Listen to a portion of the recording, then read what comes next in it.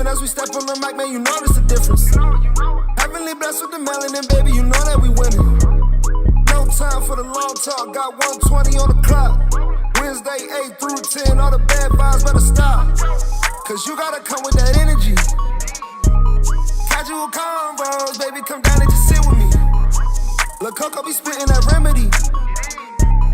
Casual convos, baby, come down and just sit with me. You better take this shit serious. She dropping knowledge on head and it's free for the play. Tap it right now if you curious. We got the ham radio going lit every age. We go from people to family to pilots. Stay with me if you got something to say. You know it's important if we go acknowledge. Speak on the business and get out the way.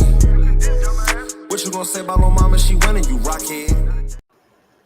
Yeah. What up? What's up? What's up? What up, y'all? Happy Wednesday, Wu-Tang Wednesday. Wherever you're watching, wherever you're listening, and radio, Facebook, YouTube, Instagram, Spotify, thanks for checking us out. We are the Casual Convo Show, where we had conversations about topics that affect the community's personal and business relationships. We always have the casual convo, so you and I and everyone else doesn't have to have the tough convo. I'm the co-host of the show. We got my man Rich behind the boards. Make sure y'all check out handradio.org/shop. Get your merch, get your hats, get your hoodies, get your shirts, get it all. Good quality. They don't shrink. They're dope. But I'm going to pass it on to the host of the show. Coco's in the building.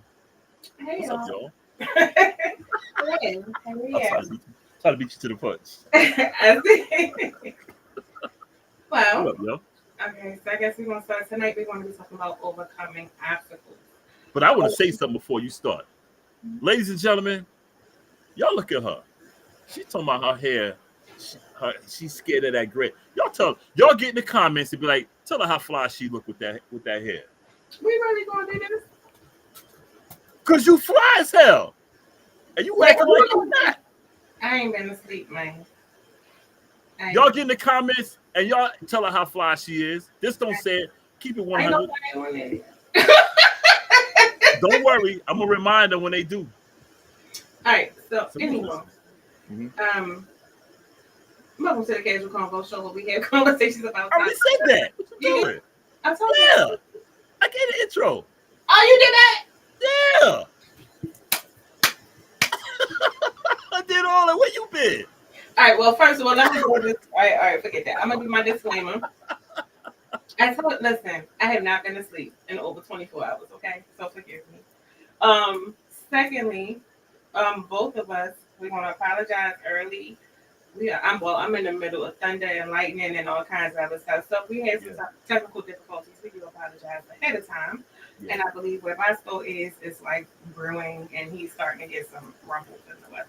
Yeah. Anywho, tonight we're going to be talking about overcoming obstacles, and I think it was good because over the last couple of shows, and also in our everyday lives, we go through stuff. There's obstacles that sometimes we think they can prevent us from going to the next phase or hindering us from doing some things. We can kind of break it down, different avenues. We're not just talking about within our relationships, whether it's our profession,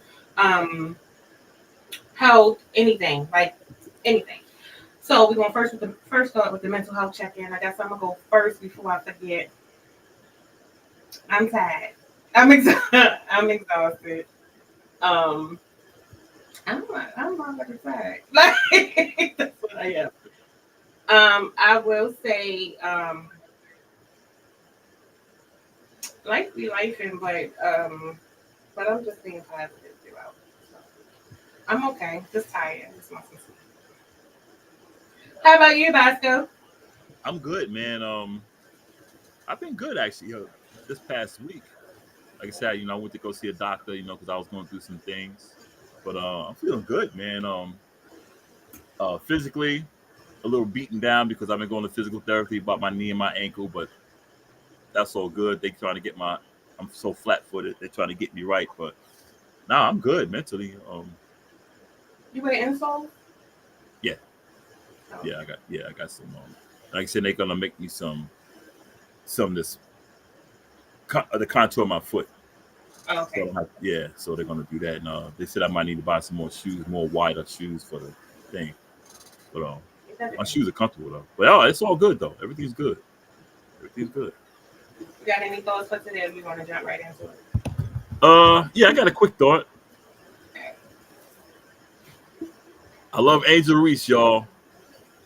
Caitlin Clark is the rookie of the year. The stats say it. That's it. Moving right along. I'll just keep it at 100. Look at y'all. Look at the stats. The stats say Caitlin Clark is better. I love Angel Reese. Y'all know I've been rooting for that girl since she was in Maryland. But the stats say different, man.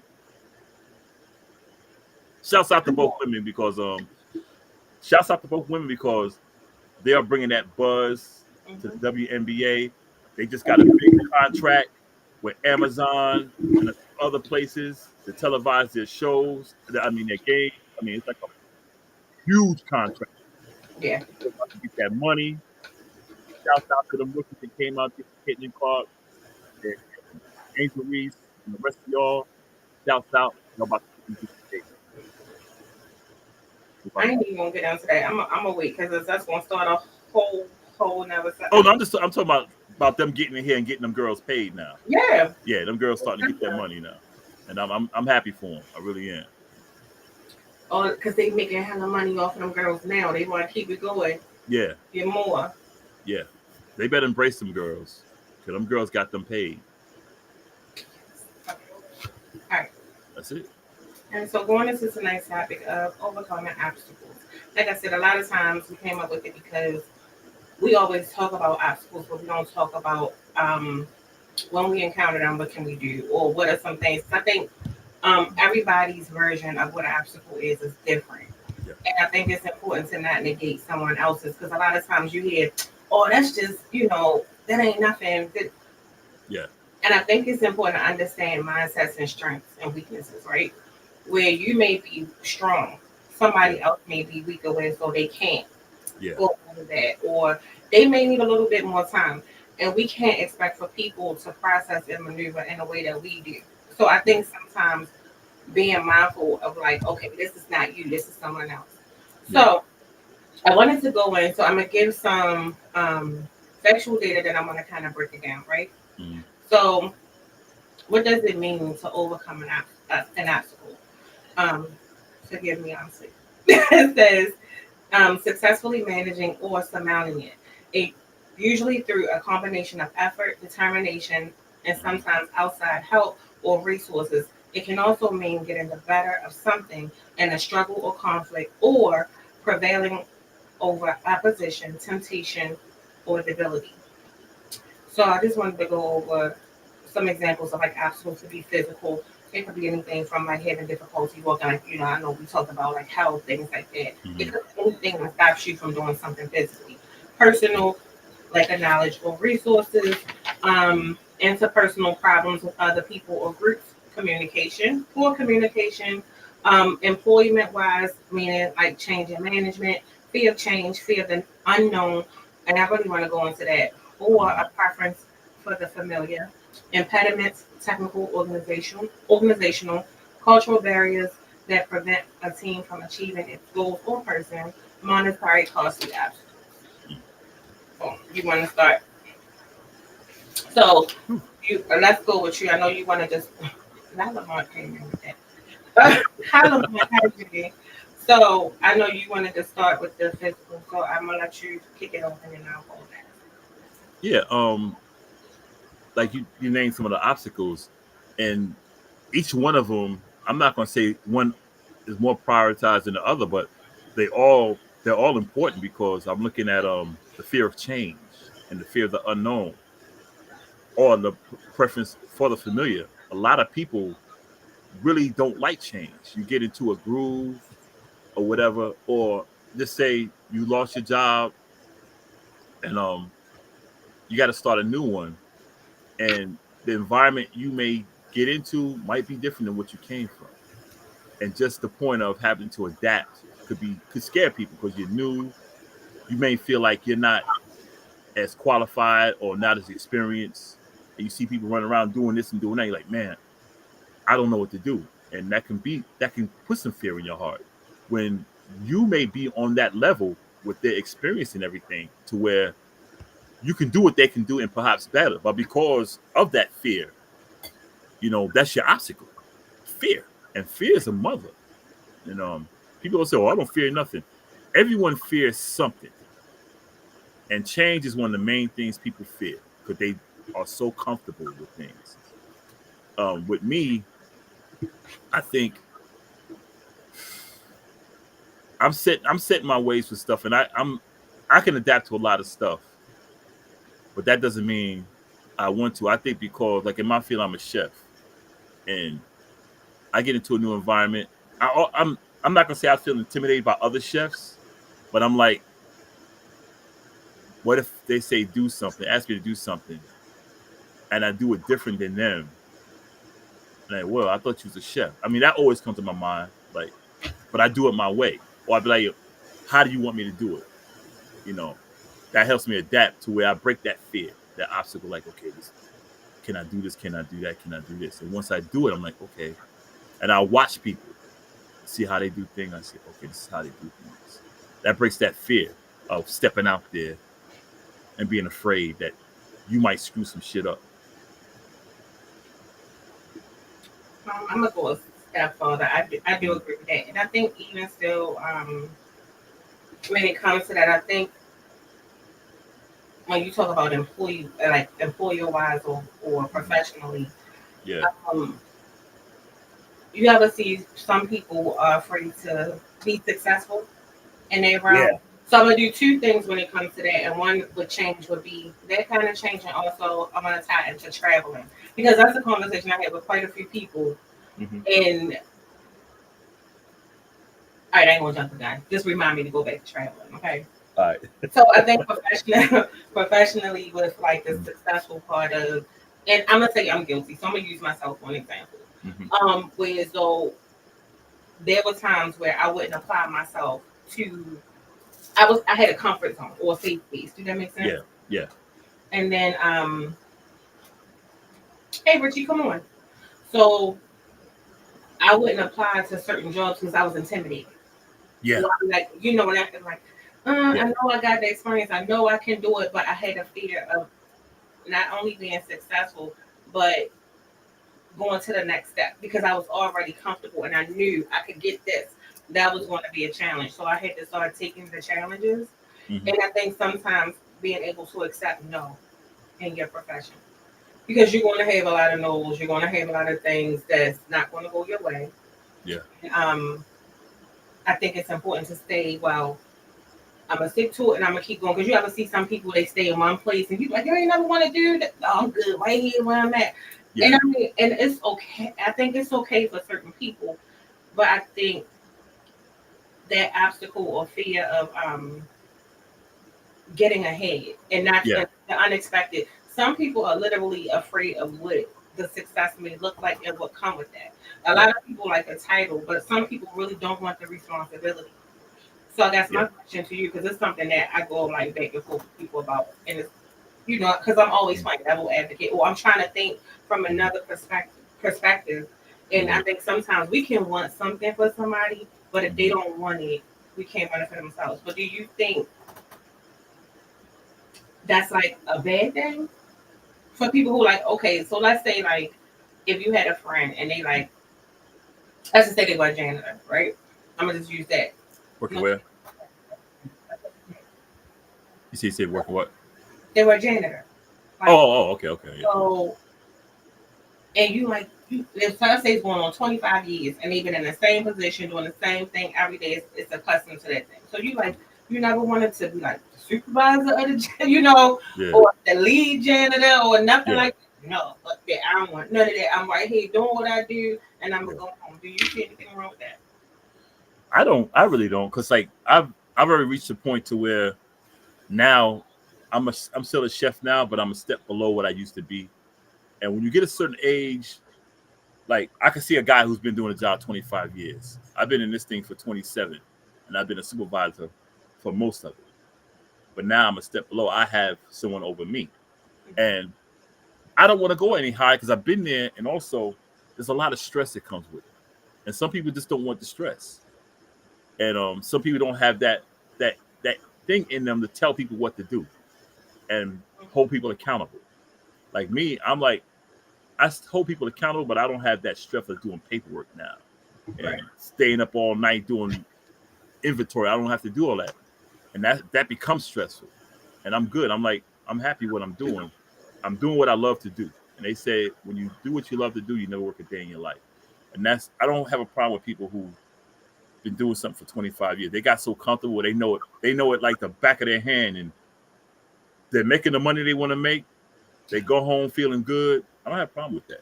What if they're not making the money they want to make? So let's okay, let's flip Mm-hmm. it. Let's just say the person is complaining of being unhappy, that Mm-hmm. bills stacking up, they're Mm-hmm. doing the same job. Because a lot of employers Mm-hmm. are not paying. True that. So some people can stay in a job. So just think about it. A lot of times what you make, somebody can come in the door making more than you. Yeah. And a lot of people are running into that. So if they're complaining about their situation, do you think they should consider? Yeah. Because that's affecting your livelihood. Okay. If you're having a hard time paying your bills, but you don't want to move up or find a better job to do, then you're really hurting yourself. Maybe it's a fear of whatever, but I took a higher position. In fact, my job now, sometimes they ask me to do more than what I applied for, but I do it because I get paid hourly now. I don't get paid salary. So when I'm there, I'm making my money. So I don't mind doing it because I say, okay, that's more money in my pocket. But if it's affecting you paying your bills and taking care of business, then you gotta make some decisions because you're gonna struggle. And then you're just gonna get more angry and angry and angry. Like, I'm not making no money, da da da da. But you're not trying to make an effort to move ahead to make more money. Especially if you got a family.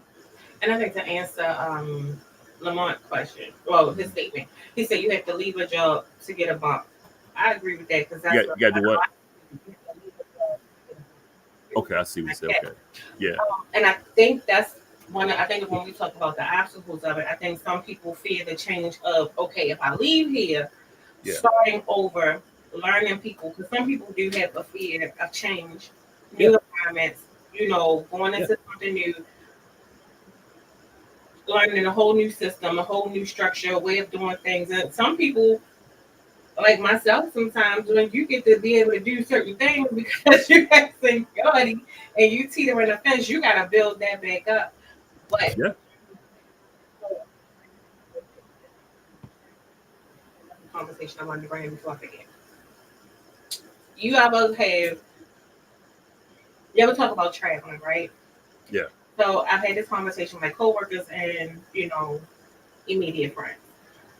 When you meet people and they could be cool, but they don't want to travel or they've never left their city, Hmm.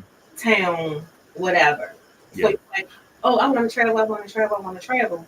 So I think the conflicting thing, some people do fear airplanes or whatever. Yeah. Right? But then some people really don't have a desire to travel. So what I started to hear was, how could a person not want to travel and just stay in one place forever? Yeah. Um, I see that here. A lot of people who've never really been anywhere, and it shows that they've never experienced anything outside of here. They might have went somewhere like on vacation for a few days or a week, but they've lived here all their lives, and they've never really um done anything. Uh,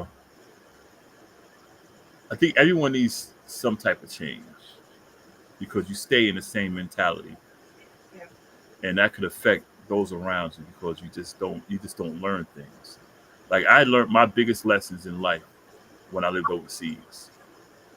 When I came back here, I saw how different things were, and when I got a chance to actually travel the country, you know, even before I moved down here, when I moved here, to Florida, Virginia, Texas, Seattle, Washington, Ohio, and I was like, okay, I see how people think, and there's always that fear. Yeah, there's that fear, but sometimes you have to overcome your fears because you might see there's a whole lot more on the other side. It may not be none, but Do you get upset with somebody for that, or how would you approach it? I don't get upset with anyone for it unless they got a little shitty attitude about it. I ain't gotta go nowhere. Da, da, da, da, da, da. Then I'm like, you know what, I think that comes from a place of annoyance. Okay, yeah. let me play devil's. Okay, let me just play devil's advocate. Let's say if I say, "Come on, Bosco, we're gonna get on this plane. We're gonna go on this trip. We're gonna go to another country," but you like, Coke, I'm not going. I don't want to go. I have no desire to go. What do I need? What's over there for me? Because Well, I mean, I can see that side. It's like you used to tell me. It's about how you deliver it. yeah, but some people really think, how we say, oh, it's violence, it's this everywhere, right? Yeah. But I be like, it's a different kind. It's a different thing, and sometimes just to see how other people live with certain things, and it may not be to the extent or detriment that you're already in, right? Yeah. So I've heard both sides where people are like, it's the same shit wherever I go, and I'm like, it could be, and it could not be, right? Mm-hmm. Why not just try it once and see if you like it? Because I know a lot of people who are against like traveling, getting on planes, getting on trains or whatever. Once they do it, they're like, oh, okay, that wasn't so bad. Either one of two things, they're gonna like it or they're not. But I think trying to push someone to do something that you're already comfortable with because that's what you want, you can't put your wants onto other people. Well, no doubt, right? Some people have their obstacles for a reason. So I think the conversation that I get into with is, okay, why can't you just respect that person doesn't want to do it because that's what you want, right? I agree. I'm cool with it. You might just have to find somebody else, to do that with, or you gotta let people. You can't judge that person because it could be something that they want to do that you may be opposed to, but doesn't make it wrong. And I think people look at it like that's a barrier of complacency when you don't want to go or you don't want to travel or do anything. Some people are really just stuck in that thing, and then some things are also psychological too. The only ones that frustrate me are the ones like I've been to Germany twice. It's those who say they try to tell you what's going on over there, and you try to tell them. Like one guy said, or a few guys said, "I ain't going over there. They can't stand black people." Da da da da da. I said, "Dude, that's not true." Yes, it is. How do you know? Well, Hitler. I said, "Dude, Hitler's been dead 60 years, 70 years." I said, "You couldn't walk down the street and talk about Hitler unless you felt like getting punched in your face." I said, "It ain't like that over there." Yes, it is. I said, okay. And then when I tell him, I said, "Let me tell you a little story about Germany." He's like, "What?" I said, "I got treated more like a human in Germany as a black man than I got treated anytime I lived in the United States and I was born and raised here." For real, yeah. I said, "I got treated better over there than I got treated over here in my own country." I said, "If you speak to black people who've been to Germany, they'll tell you the same thing. I got treated, black women too. They'll tell you, I got treated better in Germany than I got treated in the United States." And they said, "Well, I don't know." I said, if you don't want to go, you don't go." I said, "But," I said, you know, even people when I tell them just leave, like a lot of people I knew down here who had never been to New York when I first came down here. I said, "Go to New York." "No, man, I'm from the South. They ain't gonna go for it." I said, "No." I said, "Go to New York. You find out. There's a lot of Southerners in New York." And those that went, like, "Man, they treated me like a god up there." I'm like, I keep trying to tell you, I said, you can't listen to people. I said, research it yourself. I said, I know so many Southerners that live in New York, but you can't tell because they've been up there so long. They went up there and stayed, and they're like, they ain't come back down here. Right. And it's vice versa. We come down here, we're like, shit, I'm staying down here. You know? Can I just say something? I don't know if you know, Richie, but we're siblings. What's up? We're siblings. That's your mom. Yeah, I got a little bit of the vid. So I got the little guy here, so trying to be responsible. In my podcast room, I took it off, but I'm out in the living room right now, so kind of in recovery mode. You feel better? Oh. Yeah, he got the. Well, I always rep you guys, and I always do my show too, so I'm still here. I'm here regardless. We appreciate you. All right, so let's say it's over. So you want to talk about an obstacle that you had to overcome? I mean, you're going through one now, which is the little bit of the deed. I ain't never heard of a little bit of the deed. Like, how you get that? You. Oh, I'm sorry. Forgive me, I'm a little slow today. Now what's the question? No, I'm sorry. Can you just repeat that one more time, please? So we're talking about overcoming obstacles, right? Overcoming obstacles. I'm talking about change. I heard that part. Yeah. So do you wanna add to it or give an example of maybe something like Yeah. Well, I mean, I'll use myself as an example. okay. I've been told by some of the people closest to me, that change is good. My brother's been on my butt about wanting to travel more. And he told me, he's like, bro, you've been at your job for almost 14 years. That's a long time. Nothing wrong with staying with the company, but you might want to branch out, do something different, just for like, Whoa. I think it was Idris's Yeah. point about the mindset almost becoming too much of a robot. Mm. So I feel that. And good benefits, good health, things of that nature, but yeah, it was heard. I'll put it to you that way. It was heard, because I've definitely been thinking about doing something a little different in the next few years, even if I do stay with the company I'm with. Yeah, I'm thinking about changing myself. How I've I got mean, what made you like, was it just that, or like what made you come up with the you wanted to do it different? You might relate to this, maybe not, but I feel that when you're in a place for too long, you see so many changes, and sometimes standards go up and down and up and down, mm-hmm. that I think to a level, potentially, you're just not feeling the place that you originally walked into. I think that's the best way to put it for me personally, in my personal situation.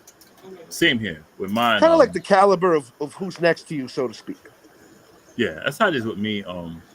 Where I came when I came to where I am now, we had a certain standard, and we like, okay, great. But now that we've changed, people, the standards, I give you the situation. Like when we got hired on, me and a few other chefs got hired on. It's like 401k, 90, evaluations after 90 days, da da da. All the good shit. Mm-hmm. Um, like we've all been past 90 days. I've been there almost 6 months. One guy's been there 7 months, about 8 months. And some people came after, but they all been there past 90 days. And we were told 2 weeks ago that we're not getting our evaluations. Why? And I'm get to that. And we're not getting our 401k. And we're like, whoa, wait a minute. So I went and talked to HR. I said, what's the deal? They said, well, 401k was for salaried managers. I said, well, that's not on the website. I said, they said it's not. I said, no. And they went and looked on there. And it was there, the 401k.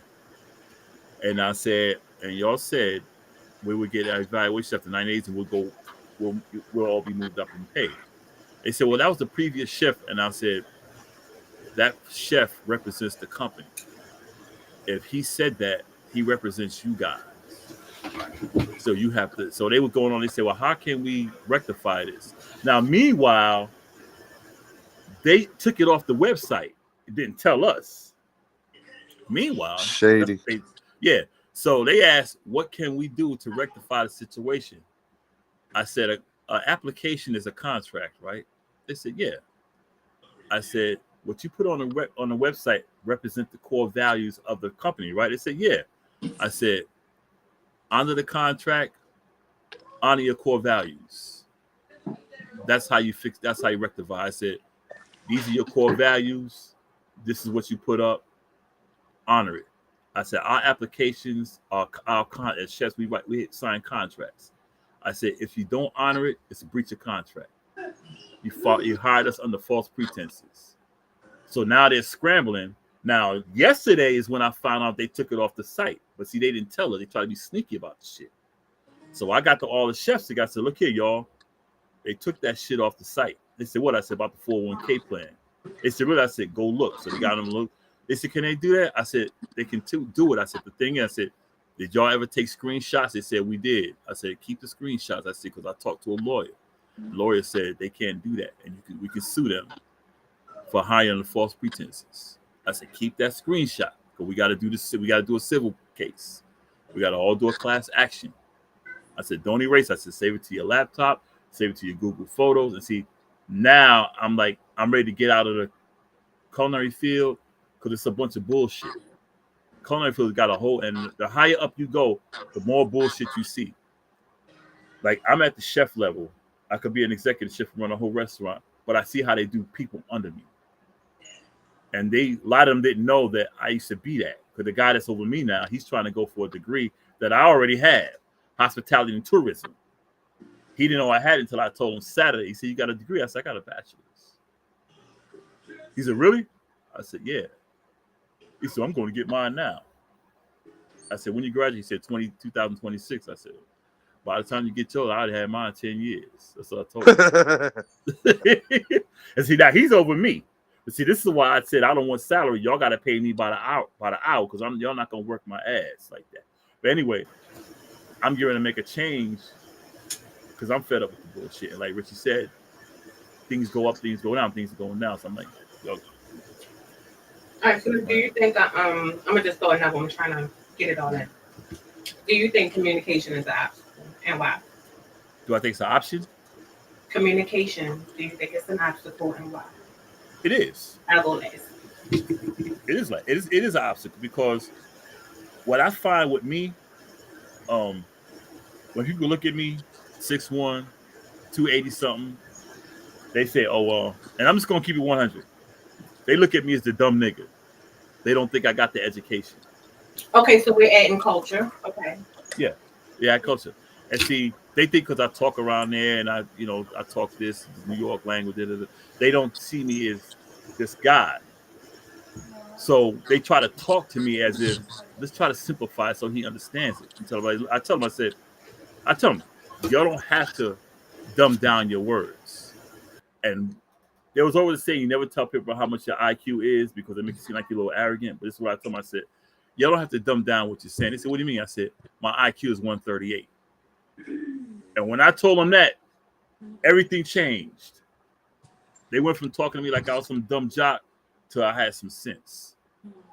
And that's when they stopped acting like they can pull a fast one on me. Because that's when I said, breach a contract, hiring under false pretenses, false advertising. So them saying stuff like that. Obstacle, yeah. Communication is an obstacle because some people think that when they get, and I learned this when I got to the top, they think you don't know shit. So they're going to talk to you any kind of way. But they don't think you can converse back with them or communicate the same way. So they're going to tell you anything. Yeah, communication is a big obstacle. Some people just don't want to hear it. Yeah, I think, I'm sorry, Richie, did you want to add to that before I go? I didn't sound good. Well, to Idris's point, he's a big dude. You know. He all that. I'm taller than you, Coco. Remember, you come up to my chest. Don't start no shit. Point is, Idris is a big dude. Don't talk no shit now. And you're shorty, yo. Don't talk no shit. But I'm gonna say one thing. In that same industry, yeah, I do believe that people of color have to prove themselves twice. Too many times. It's my experience. It's the eye test. It's my very unbiased opinion. Just being around certain things, where I feel that more qualified people, from time to time, if they happen to be people of color, have to try twice as hard or have to be accepted twice as much. That is my genuine opinion. Okay. And I don't want to hear about, appearances because, this is a culture that has accepted tats now at this point. So they can't go on that anymore. But I'm going to put it to you like this. I'm just going to say it as bluntly as I want, because sometimes I forget that I'm on your show now and I'm not on my show. So I can be a little more honest. Yeah. You know that, Richie. Come on, man. Yeah, I know. From time to time, it's just warming up, so to speak. Okay. Talk to them like me, the way me and you talk. Right? We're in the year 2024? Yeah. Yeah. Okay. As far as I know. Well, in the workplace, in a particular one that I'm very familiar with, I feel that transgender people and people who might be part of the LGBTQ, did I get that in order? Correct. I just not want to go there, but Let's say the alphabet game. All right. the alphabet gang, have more rights than black people. I said it. It feels so good to say it. It's the truth. I don't like it.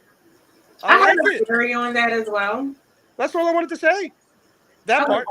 They That coming part. for you, Richie. That part. No, They're it's not coming even for you, come Richie. for. They're coming for you. Let These me. companies also take out write-offs on people with special needs and put people with special needs in positions where they can't succeed. We got I a said guy it. like that. Put people with special needs in a situation where they can't succeed. So instead of being responsible, they become everybody else's burden. And I don't have a problem with people with special needs. Mm. But what I mean by becoming other people's burden is the worker becomes the babysitter, not the corporate assholes who are using these people in a very immoral way as their write-offs. To add to what Richie just said, like the chef that's over me, the executive chef, this is what he said. He said he don't want to hire anyone. Mhm. So what he wants to do is he wants to get some externs. Instead of doing interns getting paid, he want externs so he can get the labor. He don't have to pay them. Okay. Yeah, and he would have like we'll have two cooks or a cook and a chef, me and another guy on a Monday night. Mhm. He said, "Well, I don't want to hire a dishwasher, so maybe one of y'all can do dishes." I said, "I don't do I said he ain't doing dishes either." I'm gonna just add my little 2 cents. Mm-hmm. So to piggyback on you guys, And they burn out the Mexican chicks that work there. I want to he don't even want us to feed the dishwasher. We got 2 Mexican girls. They get down. He said, "No, they need to pay." Every night I feed them. well, I think that comes into. I don't want to say different groups of people. There's a thing that's really big now in the systems, and I think it's important to understand, even like work laws and all of that stuff, like equal opportunity, whatever. Diversity is the thing. So most companies are now, I don't want to say forced, it's included in their standard and their structure to be diverse. So if a person is qualified to do the work, yes. How the work is delegated, that's on that. But I do believe all of those things is like it can be propaganda and it could be looked at as barriers. Is the person able to do the job? Now, regardless of what, you're not supposed to discriminate against a person based off of what they look like or how they show up. Right. I know, like where I work, we had trainings on diversity and inclusion, and Yeah, we do too. that's considered diversity and inclusion. So no matter what we think, or I mean, we can be against certain things, but if that person is qualified for the job, my personal opinion, they have every right to have that job, right? Yep. Now, when it comes to special treatment, that's where certain discriminatory factors come in. Mm-hmm. But I also think when we talk about language and verbiage and all of those things, in some cases, the dumbed down version could be needed. But also how we approach in our body language and all of that stuff, and when we go into these situations, how we project is also important. So when we say they have all of these rights, the one thing that they have that most of our communities don't is unity. True that. Oh God. And they kept speaking up. And they got other people to speak up for their cause. So we can agree and we can disagree, but let's just call it what it is. They didn't stop until they did. So my thing is, I haven't come across personally myself a person who wasn't qualified. Now, do sometimes it feels like there are some senses of entitlement, but then that's when you have culturally you can go and we need to have a whole conversation because you can't use your gender or whatever it is because you don't like me or because I might have said something that I had no clue of. So now they have the thing where you put your pronouns and all of this stuff when you do it, your badge, identifiers of the unknown because certain things happen. That's just the times that we're in, unfortunately. So I don't look at those as obstacles. I look at them like, okay, this is a time, this is a diversity. But if the person is qualified, yes. Now, when it comes to the disabled people, if they're qualified to do the job, you have to, just like anybody, you got to pull from strengths and weaknesses. Yeah. So they're strong in certain areas, put them in. My thing is, don't put the person where you know they're not going to thrive and they're going to. Bingo.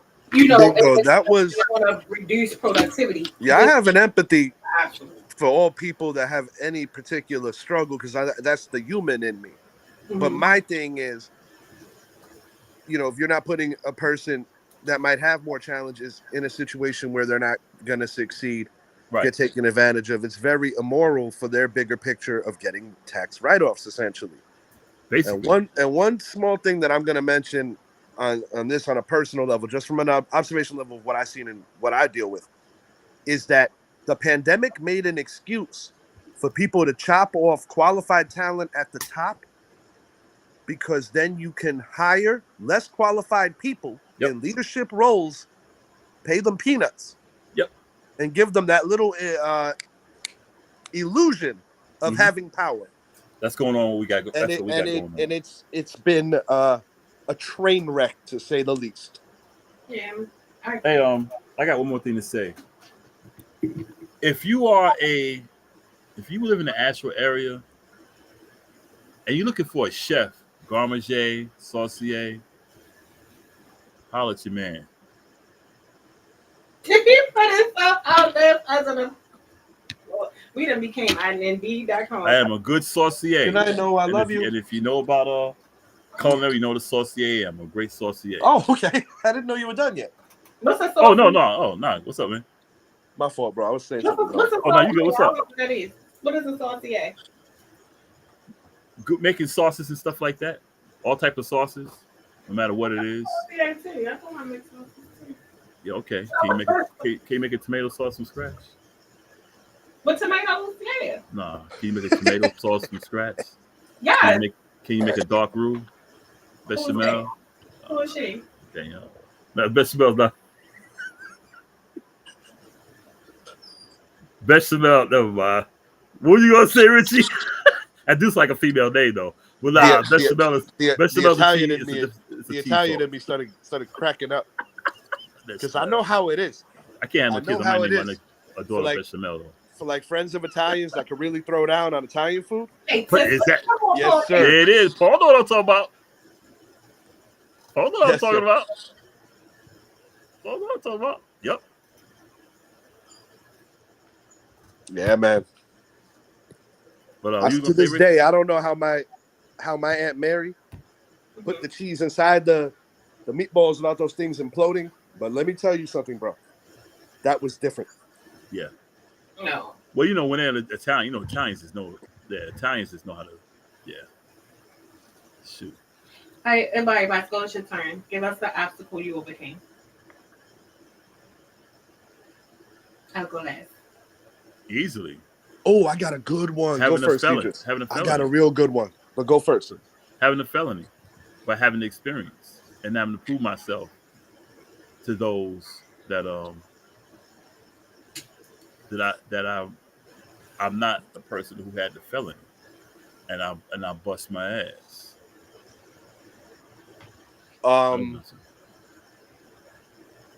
Yeah. I was on papers when I was hired by my by my current employer. Yeah. So I do think to a level that might subconsciously be a reason why I've been so loyal to the company, because of the fact that I was going through one of the toughest years of my life because of a very poor choice. But non-work related, but team related. I would say that an obstacle to overcome was being one of only two non-black players on an all-black football team. And I got news for you, Idris. One of the best experiences of my life that I think really helped round me out, because my late father reached out to the coach and said, Coach Riddick, all I ask is that you treat my son fairly. I don't want no extra treatment for him because he looks like a novelty. If he's good enough, he plays. And if not, he's just one of the dudes. But whatever the case is, treat him fair. Yeah. So they agreed on that. On a one-on-one basis, one of the most eye-opening experiences of my life, because I had black teammates on my previous teams, but to play on an all-black team and be embraced, that was a beautiful experience for me. Word. And I saw things from a different lens, in the sense that I saw certain people in one particular game take liberties on our quarterback using the N-word hitting him from behind. And it hit differently being on that side of the fence and seeing it with my own eyes as opposed to just hearing it from friends of mine if I didn't necessarily experience it like that. But point to be made is it was a challenge because I had to prove myself that I wasn't there as some novelty. But ultimately, it was a phenomenal experience, and I'm very glad that it happened. Coco, you still trying to figure out what that word means? What? Patisserie? Nah. What word? That word, but that ain't what it is. That's not how you pronounce it. Oh, I make up my own shit. It's someone, it's someone who does like pastries and shit, like baking stuff, bacon. That don't say no pastry. What you? That's what it is. It's what? French. Pâtissier. It's French. Say it again. Pâtissier. Oh, great. He spelled it too. Mr. Paul spelled it. Yeah, that's it. Okay. Well, it's patisserie over here. Patisserie. Yeah, it's somebody who. Yo, I'm so late on that. I just caught that. Yeah, that's someone who just knows how to who gets down with bacon and stuff like that. Knows how to bake cakes and shit like that. Pastry person. Yeah. But why not? Ain't no bigger. I'm gonna say something an obstacle with me. I think is definitely. You want to introduce yourself? What up, Noah? Trying to. Hey. That's Noah. Hi. You know Miss Idris. Yeah. That's Noah from Florida. I tried to make it rhyme, but it didn't work. I'm gonna go. I can give a couple of examples, but I'm gonna go on to with this one. I'm gonna say culturally, professionally, something that I run into. Just one as a woman, two as a woman of color, but surprisingly, I think I told Boscoe a couple of months ago. I interviewed for a position, and I interviewed with a Caucasian woman. She was really nice. So one of the questions were like cultural diversity and all of these things, right? So, and I did say something like, sometimes we have to lessen our strength, you know what I mean? So that we don't come off intimidating. Because that's something that a lot of smart people, whether you're a black man or black woman, when you're educated and you speak directly, you're considered intimidating, right? So certain things, evidently, I tried to show. She was like, "Why do you do that?" She was like, "No, but we want you to be exactly who you are, and we learn from your struggle, and we grow from your, as a black woman, whatever your experiences are." She's like, "You live in that and you embrace that," and I'm looking at her like, you know what I mean? What's going on? But I understood what she meant. Because sometimes that delivery, you are going to be intimidating, but that shouldn't close the doors. So we get a whole conversation on like prejudice and like discrimination and things like that. So let's fast forward to the second, interview. The thing that got it was, and it's always bad when you ever working around people, right? And you can have a pleasant personality, like Bosco jokes all the time. You guys joke. You have casual banter, right? So then when you go into a setting, people who never had a conversation with you before will probably prejudge. And it goes, "Oh, well, do you have this? Do you have this degree? Do you have this degree?" And we didn't look at the resume, so let me break it down for you. And then when you break it down, it's like okay. Yeah. So, and I found myself in some of those interviews even trying to dumb it down a little bit. Yeah. I play stupid, but I'm not stupid. But then it's like that's still a thing that I think a lot of us face when we go into these things. A lot of people look at you one way, then when you get in that seat and they see how knowledgeable you are, how capable you are, that can cost you. Yeah. You know what I mean? They see it as a legitimate threat. Yeah. Yeah, I go through that myself. It'll be the petty, little nuances that kind of you like, what really? So I had to learn not to take that and wear it, if that makes sense. I still had to keep going. And the one thing, it was like, okay, the right door is going to open. You're going to run into that. And unfortunately, what I was told was a lot of people, and especially women of color, go through that. And it's unfortunate. And they, you know how people want change, and that's like they're not supposed to give you little looks and, you know, little details of certain things. But to hear it and to know it and to have somebody tell you to navigate it, like, don't give up. Like, this is how you go and you navigate through that. And when you ask those questions, I asked, what was it? You know what I mean? And, you know, of course, they give you like little crazy, crazy things. But it's like, you know, that's always, I think, been an obstacle. So when you start applying yourself, and I think we sometimes as people, even though we're qualified and all of those things, sometimes that prejudice is always going to be there. And that's like an ongoing obstacle.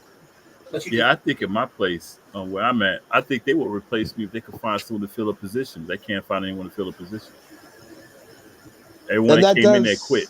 That does kind of lean on certain leeway that people with strong personalities, like yourself or myself, tend to get a little more slack on, maybe.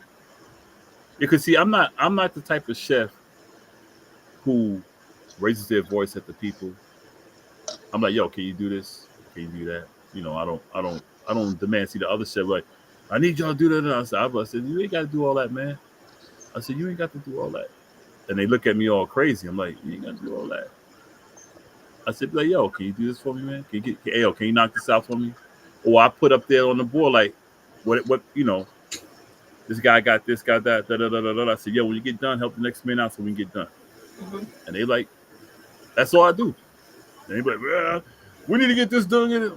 Dude, you ain't got to do all that. And see, they can't. The chefs they brought in, they all quit. They all quit. We had a black woman too. I got her position because I came in there, and she like, I'm glad you came because I'm leaving this place. She quit. You know what baffles me sometimes? But she didn't quit because, you know, for position and they hire somebody over you and that person can't handle it. And then they, you know, you can't circle the block. Yeah. You can't circle the block. Yeah, I told her, I said, yo, why you quit? She said, I can't do this no more. And she quit. And then they brought another guy in. He quit. They can't keep him. I handle all them. I handle no matter what position you are in that company. I don't care if you're the president or you're the freaking dishwasher. I talk to you the same way. I don't change my ways. And that's something that people have forgotten how to do, because I notice that sometimes based on a job title, people come with a certain disrespect that is just like so intolerably stupid and ignorant. Yeah, they don't mess with me. They don't mess with me. They leave me alone.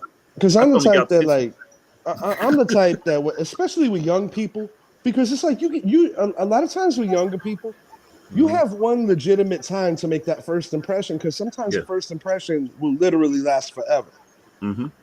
And I'll give you a for instance. If the dish machine's down, I'm the first dude back there if I don't have something bigger going on, because I'm trying to set a precedent that I'm not above doing that. Yeah, the chef told me one time, he came in the kitchen, I'm trying to work. I said, yo, you got to back up. He was like, you can't say what to do. This is my kitchen. I said, no, this is my kitchen. I said, I work in here, so this is my kitchen. You oversee it, but like, this is my kitchen. So he got a little attitude. Now, next time he come in the kitchen, he'll say like little smart stuff like, I got to hurry up because I got to get out of this kitchen. I'm like, yeah, you do. Now, correct me if I'm wrong, Idris. Correct me if I'm wrong. Out. Yeah. In your opinion, I know it's a little different when it comes to front of the house, back of the house. I work front of the house too. I've done that. But I do want to ask you this. In terms of that industry in general, do you think there's a very like malicious mercenary type thing where people are just so damn selfish? Yep. To a point where it almost turns you off on a bigger level than just a job is a job is a job. Yeah.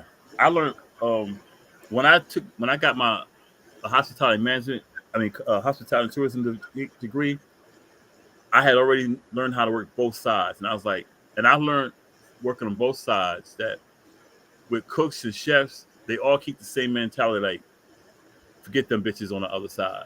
Forget the front of the house. Yeah, they don't care nothing about the front of the house.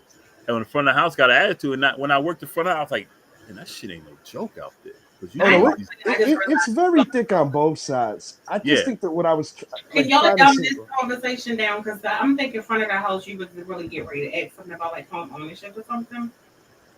But we talking about front of the house is like servers and stuff like that. Something that I like legitimately just see on too much regularity Mm-hmm. is just that, especially with a sports background, Mm-hmm. is that I take teams serious, no matter what kind of Yeah. team it is. Yeah. Whether it's a shitty job that I've had in the past where maybe my life wasn't doing all that great, or when I was on Mm-hmm. papers and I had to settle for much less than what I'm worth, or just all kinds of Mm-hmm. crazy shit. Mm-hmm. My point is, if I'm in the hole with you, we're gonna get through, and I'm gonna respect every last person, Mm-hmm. and I'm gonna try to accentuate those person's best qualities while you know me. That's what I do with our servers. Like I feed them. I'm like, don't pay for that shit. What you want to eat? And everybody, no, make them. What you want to eat? But I think sometimes you gotta have that type of like Yeah, cause see, generosity. that's how. Cause see, like we have two restaurants. We have 7th floor and the 1st floor. 7th floor we call that the penthouse. That's all the rich some of the bitches go. Downstairs we got the wings, the hot dogs, the hamburgers, the steak sandwiches. We got all that stuff. Up there, the only thing it sell one type of wings and a bunch of pizzas. The wings up there suck. That's why they come downstairs. And see, the servers be wanting to work down. They make more money upstairs, but they like working downstairs because I'm like, y'all hungry? And I make a family meal. Like, what y'all want to eat? And I'll make a big thing sitting y'all eat. They don't eat upstairs. They starve up there. They got to pay for the meals.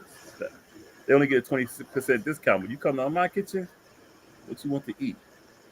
Yeah, big I'll facts, feed and you. that's a big reason why I'm Yeah, always I'll good feed to you. I don't give a people shit. in Yeah, the I'll feed you. back, like because you know, Are you front of the house? yes, sir. Oh, damn. You got And to the be with the knuckleheads, the guests. but the thing is like Yeah. I will never understand how people could be spending years under the same roof, but have like that mercenary mentality for that Yeah. long. That's something that legitimately, like, on a Yeah. human level, Yeah. just makes me shake my head. Because one thing Yeah. about where I'm from, you got a lot of transients out here. Somebody's from Yeah. somewhere else. Yeah. And in terms of just that everyday kind of being real, that's something that I definitely think I miss out a lot of on in this particular place where I choose to live Yeah. right You now. got a lot of knuckleheads in the back that got that mercenary mentality. Can I ask you a serious question? Yeah. Yes, Both of y'all from New York, right? yes. Yeah. Do y'all sometimes think? Because I hear a lot of communication stuff, right? Mm-hmm. Culturally, New Yorkers are very loud, blunt, and direct. No shade, right? Oh, yeah. So when you go into other environments, let's say like you where you are, do you think maybe that's culturally how they communicate? Like when you go to different places, everybody carries things differently. So do you think there's a difference in that? Like that could be play a factor in how people receive and communicate with you? In the kitchen, if you're an ass, you're an ass. It don't matter where you're from. Big facts. People that work in the kitchen, I work in the kitchen. People in the kitchen are straight asses. It don't matter where you're from. They're just asses. They don't respect the front of the house. And it's just because the back of the house got this camaraderie where they basically brainwash it. That's your enemy. The front of the house is your enemy. If you're an ass, you're an ass. It don't matter what. That's yeah. Well, we're gonna go to break. I'm gonna fix my fail. But I have two more examples I wanna go, then we're gonna get into time. All right. You wanna take us to break, please? Oh yeah, yeah. Check it out, y'all. We are going away for about 5 minutes. If you're on Facebook, come back. If you're on YouTube, stay on, listen to the music, chill. Hopefully, we're not going to play any Drake. We'll be back in 5 minutes, and we're going to continue the conversation. Overcoming obstacles, casual convo.